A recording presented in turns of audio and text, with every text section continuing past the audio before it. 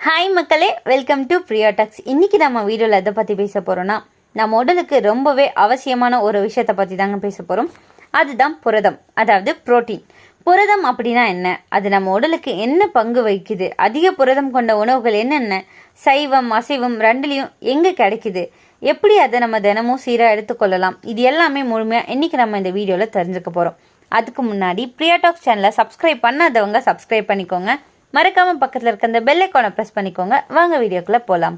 First, புரதம் அப்படின்னா என்ன?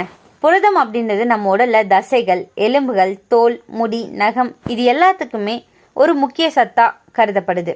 இது உடல்ல பில்டிங் பிளாக் அப்படின்னு சொல்லலாம். புரதம் இல்லைன்னா தசை பலம் குறையும், முடி விழும், சோர்வு அதிகரிக்கும். தினசரி வயது, உடல் எடை, வேலைப்பாடு ஆகியவற்றை பொறுத்து புரத தேவையும் மாறுதுங்க. உதாரணத்துக்கு சொல்ல போறோம்னா, ஒரு சாதாரண மனிதருக்கு 1 கிலோ எடைக்கு 0.8 முதல் 1 கிராம் புரதம் தேவைப்படுது. அதாவது 60 கிலோ எடை அப்படின்னா குறைஞ்சது 50லேருந்து 60 கிராம் புரதம் தேவைப்படுது. சைவ உணவுல அதிக புரதம் இருக்குங்க. இப்போ பார்த்தீங்கன்னா சைவ உணவுல எதெல்லாம் அதிக புரதம் கொண்டது அப்படின்னு நான் சொல்றேன், கேட்டுக்கோங்க. பருப்பு வகைகள், துவரம் பருப்பு, கடலை பருப்பு, பச்சை பயிறு, முருங்கை பருப்பு இது எல்லாமே புரதத்தோட நல்ல மூலாதாரம்னு சொல்லப்படுது. 1 கப் வேக வச்ச பருப்புல 15லேருந்து 18 கிராம் வரை புரதம் இருக்கு. தினசரி சாப்பாட்டுல சாம்பார், குழம்பு, சுண்டல் போன்ற வடிவில் நம்ம இதை சேர்த்தா அது நமக்கு போதுமானது. அடுத்தது தானியங்கள், குவினோவா, ஓட்ஸ், முளைக்கட்டிய கம்பு, சோளம், கேழ்வரகு இது எல்லாமே நல்ல புரதத்தை தரும். கம்பு தோசை அப்படி இல்லைன்னா கேழ்வரகு கூழ் காலை உணவா எடுத்துக்கொண்டா நீண்ட நேரம் பசி இல்லாம இருக்கும். காய்ந்த பீன்ஸ், சுண்டல், ரெட் கினி பீன்ஸ், கருப்பு காராமணி இது எல்லாமே 100 கிராமுக்கு 20லேருந்து 25 கிராம் புரதத்தை தருதுங்க. பால் மற்றும் பால் சார்ந்த பொருட்கள், பால், தயிர், பன்னீர், வெண்ணெய் இது எல்லாமே சைவ புரதத்தோட நல்ல மூலங்கள்னு சொல்லப்படுது. 100 கிராம் பன்னீர்ல 18 கிராம் வரை புரதம் இருக்கு. கொட்டைகள் மற்றும் விதைகள், பாதாம், வேர்க்கடலை, பம்கின், சியா, ஃபிளாக்ஸீட்ஸ் இது எல்லாமே தினசரி சின்ன அளவு எடுத்தோம் அப்படின்னா உடல் பலம் கூடும், மூளையும் நன்கு செயல்படும். சோயா பொருட்கள், சோயாபீன், சோயா சங்க், டோஃபு இது மிக அதிக புரதம் கொண்டதுங்க. சோயா சங்க் 100 கிராமுக்கு 50 கிராம் வரை புரதம் தரும்.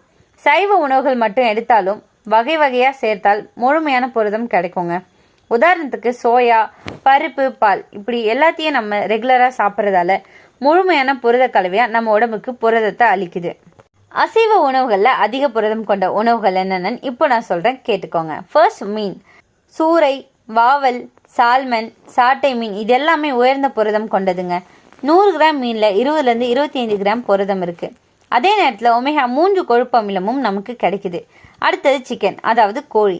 கொழுப்பில்லாத கோழி இறைச்சியில 100 கிராமுக்கு 30 கிராம் வரை புரதம் இருக்கு. டயட்ல இருக்கிறவங்க இதை பெரிதும் பயன்படுத்திட்டு இருக்காங்க. அடுத்தது முட்டை. முட்டையோட வெள்ளைய புரதத்தின் ராஜா அப்படின்னு சொல்லுவாங்க. ஒரு முட்டையில சுமார் 6லேருந்து 7 கிராம் வரை புரதம் இருக்குங்க. தினமும் 2லேருந்து 3 முட்டை எடுத்தாலே உடல் தசை பலம் அதிகரிக்குங்க.